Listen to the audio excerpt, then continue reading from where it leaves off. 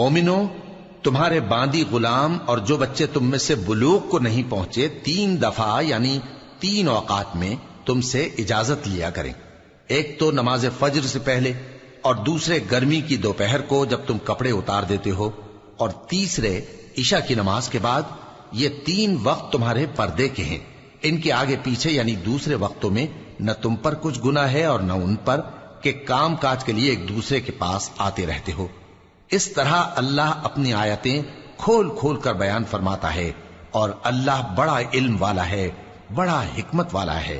اور جب تمہارے لڑکے بالغ ہو جائیں تو ان کو بھی اسی طرح اجازت لینی چاہیے جس طرح ان سے اگلے یعنی بڑے آدمی اجازت حاصل کرتے رہے ہیں.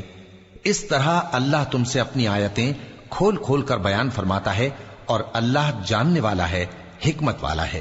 اور بڑی عمر کی عورتیں جن کو نکاح کی توقع نہیں رہی اور وہ زائد کپڑے اتار کر سر ننگا کر لیا کریں تو ان پر کچھ گناہ نہیں، بشرطے کہ اپنی زینت کی چیزیں نہ ظاہر کریں. اور اگر اس سے بھی بچیں تو یہ ان کے حق میں بہتر ہے، اور اللہ سنتا ہے، جانتا ہے.